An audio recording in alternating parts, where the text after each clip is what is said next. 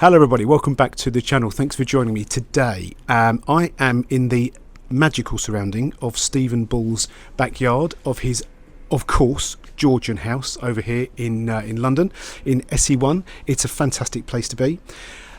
Over the recent couple of videos that we've put together for Living with Listed, you've probably heard Stephen talk very affectionately about lime and its properties and what it does, how to apply it, that sort of thing. So he thought, for the first video on a practical nature of how to apply it, how to use it, how to mix it, this would be an ideal topic to start. So we're going to get cracking in a minute. We're going to talk through the practicalities of it, what it's used for, how it works, but also very importantly, Stephen is going to chat shortly about the sort of nature of putty and why you need to apply certain things, certainly in terms of gloves and safety equipment, safety gear, that kind of thing. So I'm going to hand over to Stephen now and we'll crack on with the Living with Listed first practical approach to making lime.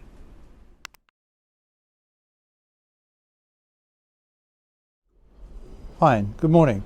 My name is Stephen Bull and I've got the unique opportunity to talk today about lime, which is my favourite subject, I have to say, and that's been made possible by Simon, who is doing the filming at the moment, taking some other shots. But I'm going to be talking to you about the core principles of why we use building lime, and it is so essential to historic buildings. And we'll talk about some of the different types of lime you can get here, but I suppose what we have to do first of all is to say that if you don't feel confident with using lime, don't use it. What else would you use? Flour and water. I don't think that'll work. But the main thing is you don't use cement. Lime is the answer to historic buildings. In fact, lots of new builds are actually now being built with lime and using lime and hemp lime, where you mix hemp in with the lime and various other ingredients to give it a stronger thermal quality than it already has. But it has so many benefits. One, it's a fire retardant. Two, it releases moisture, so that's moisture, airborne moisture, cooking or anything else that's being taken up, and it'll absorb the dampness or the moisture or the breath, and it will reset itself. It's ideal for kitchens and larders, and it was used for hospiciums in the medieval time, hospitals, because it had properties in which there would be no dampness there. So if people were suffering from coughs and ailments related to damp, then the lime is beneficial because you have a dry environment. And lots of times people go into historic buildings, and you'll notice it all the time. They go in and they touch the walls and they touch everything and they say, oh, it's fantastic, the colour scheme's nice, this is nice, that's nice, carpentry's nice, lovely floor, stone floor, all the rest of it. And they say it's got a fantastic sense of place about it. And they say, what is that? What is that with a historic building that actually makes you feel so kind of energised that you're there? And people do it all the time with historic buildings. And it's mainly because of the lime. Because when you go into a historic building that is predominantly lime, it absorbs moisture, as I've mentioned, and it also absorbs sound. So when you go in there, it gives you a sense of well-being with your inner ear, and the fact that you feel safe in the surroundings of a building which is predominantly lime. Another derivative of lime is working with clay buildings. Got an aeroplane going off at the moment. I have to mention that we are in the heart of London here. We are within 200 yards of London South Bank, Royal Festival Hall, the largest arts complex in Europe. We are 100 yards from London's biggest railway station, which is Waterloo, and we've got another Blackfriars down here, and the railway runs directly behind this house. But I don't think we're going to get interrupted with noise because it is extremely quiet. I'll say that again, quiet. So we're going to talk about lime. First of all we need to do is to talk about health and safety. You'll notice I'm not in my normal attire on this one. I have my site boots on. We are at my home, but this is also a building site at the moment because we're having lots of work done. We've got 2 carpenters working on site and we have 1 electrician. They're probably doing some sanding and some work up there, so you may hear some interference from work. But it is a building site, hence all these materials that I have behind me, because we're using that at the moment. And we have a very small garden, which is about 16 foot square, so we're restricted on space. So my poor wife has had to suffer today with not only having work going on in the house, but also in the garden. So I've sent her off to have a meal with her friends on the South Bank. So we're okay for a couple of hours. So hopefully we can get this sewn up. But health and safety first of all. I mentioned I got my sight boots on, steel uppers, steel toes, reinforced shoes. I have my overalls on. I have my hat. That's kind of to keep my hair in place. And I have my health and safety gear here. So we have different types of eye protectors, and I'm going to be wearing these ones today. These are obviously sight compliant, but I find that these mist up, and I'm not so keen on those. So I will be wearing these like that. And what I won't be wearing though is a dust extractor.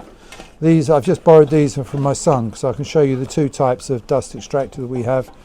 We have this rather expensive one here, which is my son's, and this one is profiled to his features. I was asking how they do that, and apparently you can get these moulded to fit your face for extra safety and the knowledge that you're not inhaling hideous stuff. And the other one of my sons is this one, which has got a removable filter on the front, and you can set this filter, bifilters, for various other different chemical situations. So it could be related to fumes or to lime. But as I say, I won't be wearing one of these today because I don't expect I'm going to get that close. And secondly, I'm not doing the volume of lime that we normally do. Today is just going to be a very, very small mix, just to give you an indication of how to do it. And also, most importantly, you need to wear gloves because this stuff is caustic. Now, when I say it's caustic, it's dangerous. We'll be dealing with quicklime. Quicklime is what they used to put on plague pits to dissolve bodies, and it will dissolve bodies. But the thing about it is that it's generally no worse than using cement. Cement is a derivative of lime, and I don't know why I put my glove on. I'll take that off because I won't be able to show you the map. But cement came after lime. Everything was built with lime. In fact, when they opened up the pyramids, they found that there was huge quantities of lime inside the pyramids which were still usable. And the Romans used it, and the Romans found that if they used a certain type of lime that they were burning, it had the ability to set underwater. And that meant that the Romans could build harbours, they could build aqueducts, they could build hypercourses, and really the Roman Empire was built upon the use of building limes. And I'm convinced that when they were kind of travelling over Europe and they got on their boat, or they could see it from Calais, you look over at Dover and you see the white cliffs, and as soon as you see that, you know calcium carbonate, you're going to be able to build. And also where you'll find chalk, which is what we're going to be talking about today, you'll find flints. So you've got chalk and flints, and you can start building harbours with that material. Now, just to give you a little bit of background, this is a fantastic book. Here, that's The Map That Changed the World by Simon Winchester, and it's all about a chap called William Smith. And William Smith produced a map. I'll show you the map in a moment. He produced this in the early 1800s, and he was a surveyor for canals. So he was the guy that was working out where these canals should be built, and he was working on the Somerset and Avon Canal, and he found that when he dug a trench, that the earth was all laid down in the same order all the time wherever he went. And then they were digging coal mines in Cornwall, tin mines in Cornwall, and when he went down the shaft, he saw the same strata in exactly the same order, never upside down, but always in the same order, or it would be slanted, or it would be twisted, it would be buckled, but it would always be in the same order. And he suddenly thought, why is this? How did this happen? Because up until that point, everybody believed that the world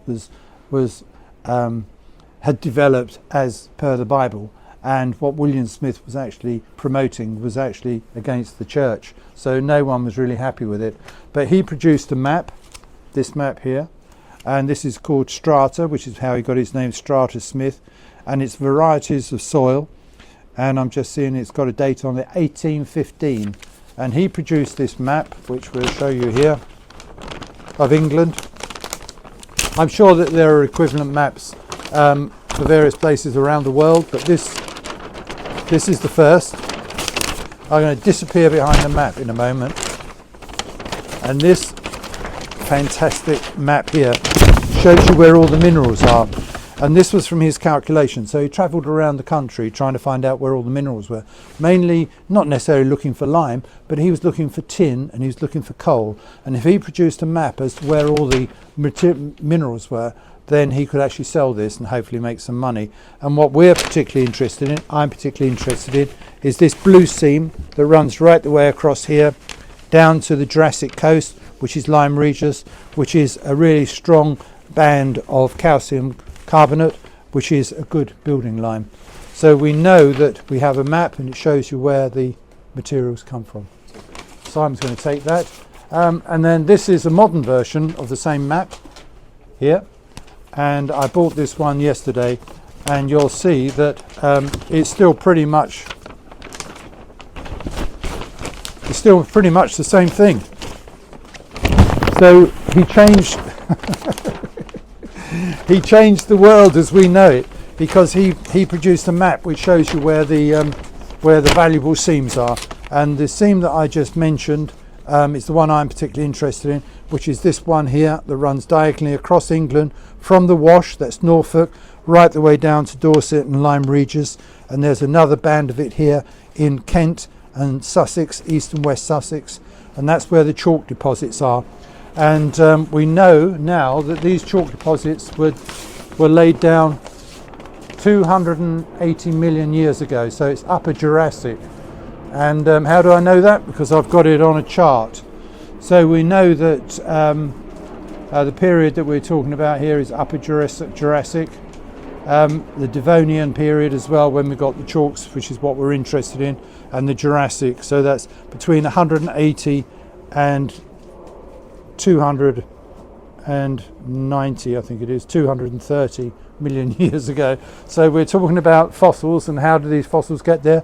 It's sedimentary rock, so it's been compressed over a period of time to turn it into a rock, and basically it's amphibians, dinosaur bones. When I'm giving these lectures to children, I say this is as near as you're going to get to Jurassic Park, because this is the remnants of dinosaurs. This is all the compressed material which has been squashed together, and it's made chalk.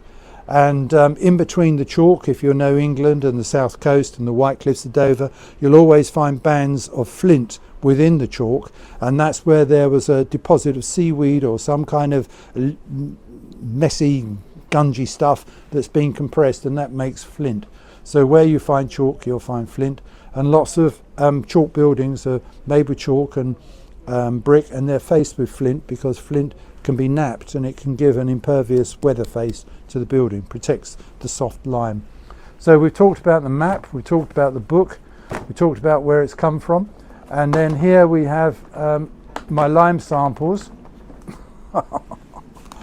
And these are all various different types of lime that we have here. I hope you can all see this. And these are called lime biscuits, and they tell you exactly what the mix is. And the principal thing is that most of the limes, we deal with two different types of lime. Very technical now. Oh, could be boring. One of them is white chalk, and the other one is grey chalk.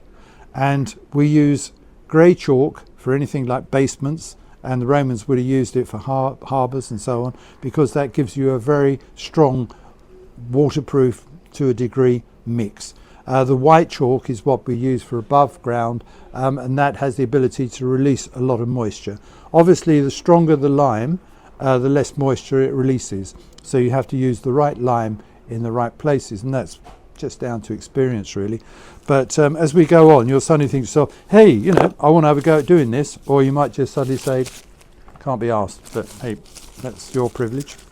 But here you'll see we've got loads of different colours, and underneath my little tray we have all the sand here that we use to make these different colours.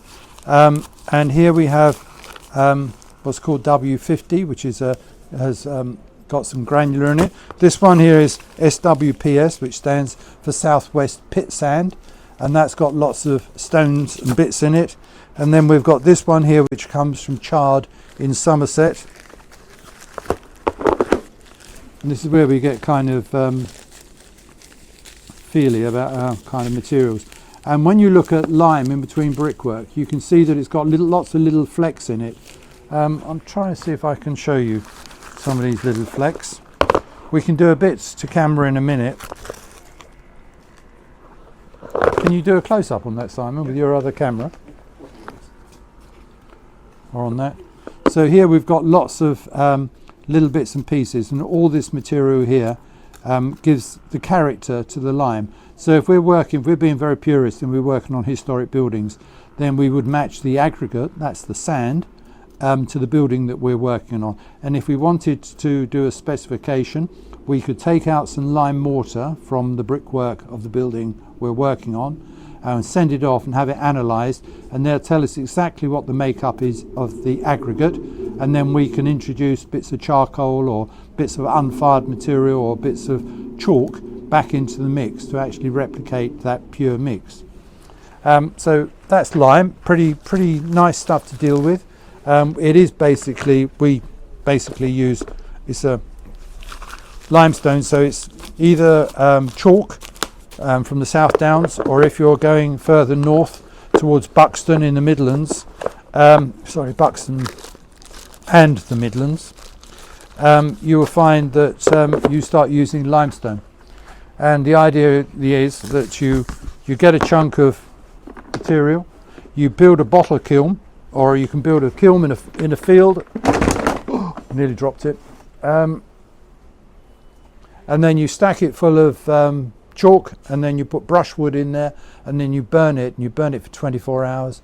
I mean, all this stuff that I'm quoting you is kind of, somebody's going to say, I wouldn't do that. I'd only do it for 5 hours, or I'd do it for a day and a half. But, this is my experience, and I haven't got a lot of experience of actually burning chalk.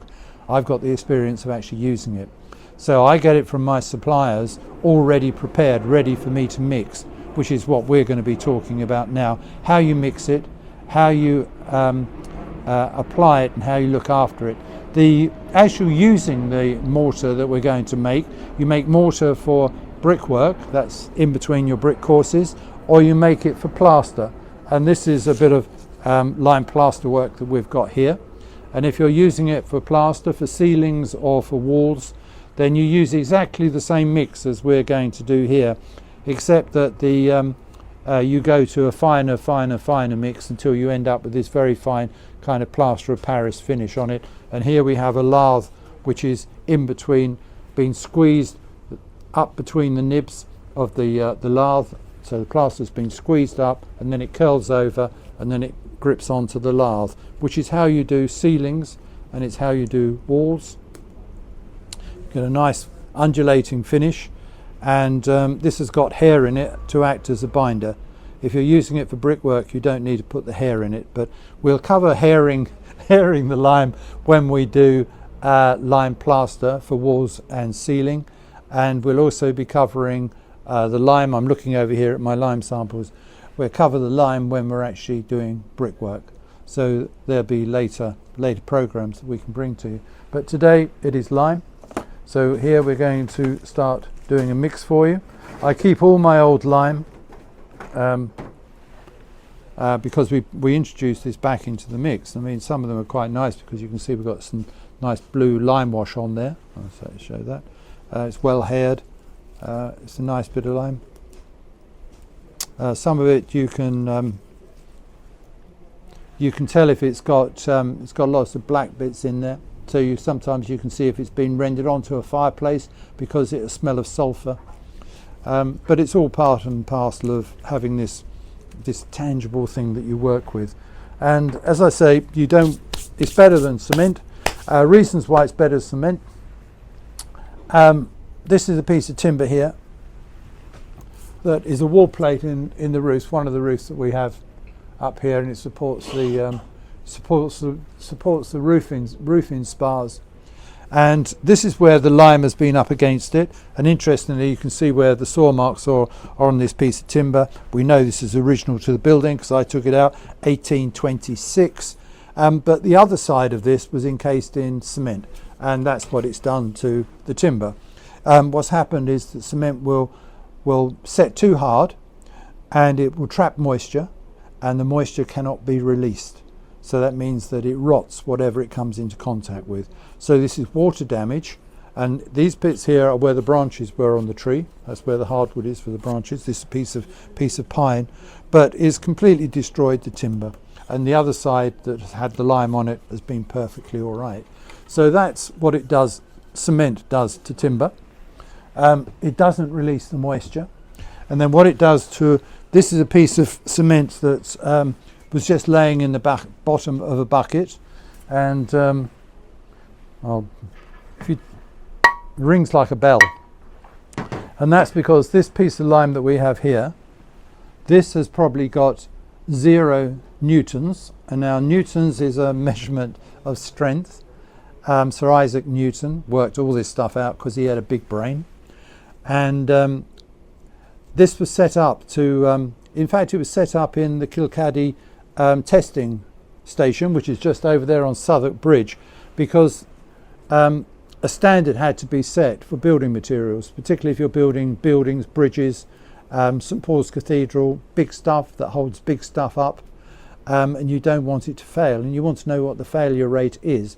So the Kilcaddy testing station was set up, and that's where they had 2 kind of ingots like this, 2 little bits like that, but they had a bulge on the top and bottom, and they put it in between a measuring device and they pull it apart, and that pulling apart was registered as what strength that would pull apart. And this is registered probably at about 0 newtons. This has no strength at all, and all this is doing is giving you a decorative finish to your ceiling, or it's going to be mortar in between the bricks, which means it's holding the bricks apart and sucking up moisture, and we'll talk about that in a moment. But this has got about 0 newtons, maybe 1 newton. When we go on to building, we have various strengths here, and you can buy bagged lime, which is 3.5. It's called NHL 3.5. They do an NHL 2 and an LHL 5. That stands for naturally hydraulic lime, and the strength in newtons is 3.5, and I'll show you that in a moment. So that means it's 3.5 newtons. Now when you come to cement, which we have here, this is what was left in the bottom of a bucket. This sets almost immediately, and this sets to 45 to 65 newtons, and that's why it's too strong. Now this stuff, as I say, 3.5, this sets over 21 days.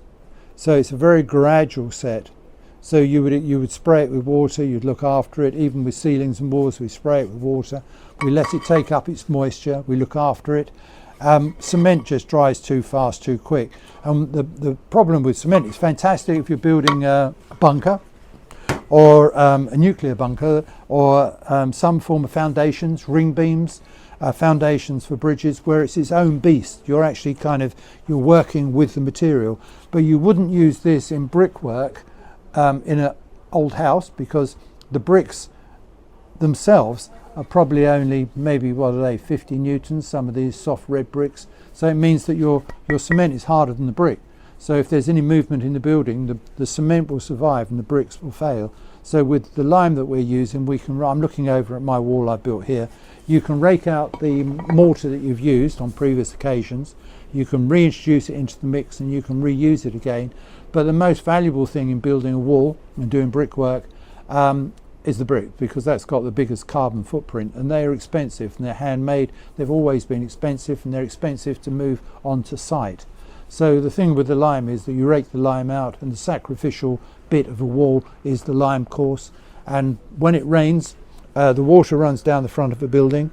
The bricks are clay, so they absorb water. If you put a brick in a bucket of water, it will bubble for about 2 minutes. That's because the air is escaping.